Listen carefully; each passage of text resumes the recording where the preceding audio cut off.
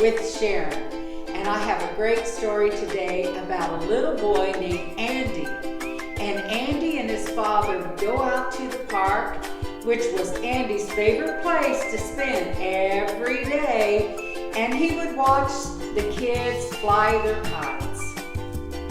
Well, one day, Andy's father said, "Well, Andy, why don't you just build a kite?" So he worked one day all day and made a special kite, even with the letter A on it.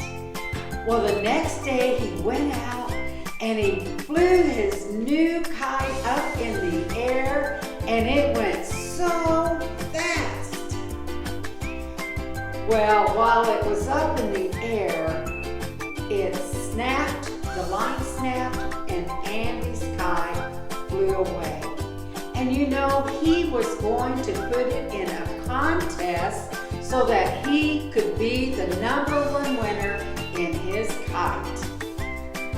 Well, that night Andy slept. He dreamed about the kite he built.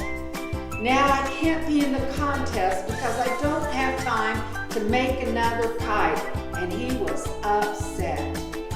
Well, the next day Andy went to town and he was walking by Mr. McGregory's shop, and he looked in and he saw his kite, and that has my A on it. So he goes in the shop and he told him, "That's my kite, can I have it back?"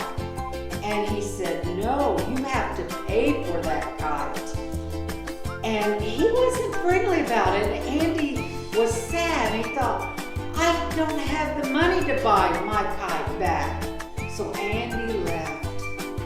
And he decided, well, I'll just work and get the money to buy my kite back. So he mowed lawns, he cleaned out garages, and finally he got the money. And he took it to the shop and he said, "Mr. McGregory, here's the $20 for my kite." And he said, "Thank you," and left. Well, the next day, Andy went to the contest, and he told everyone that his kite was going to win because he had a plan for that kite to win, and he was going to win. And that kite went so high in the air that Andy couldn't even hardly see it, and it was going so fast, and he knew he was going to win the contest, and everyone was like, "Wow!" And then the contest was over, and they said Andy was the winner, and he knew it. And you know what, boys and girls? Andy had a plan for that kite. He built it, and he had a purpose and a plan that that kite was going to win, and he knew it.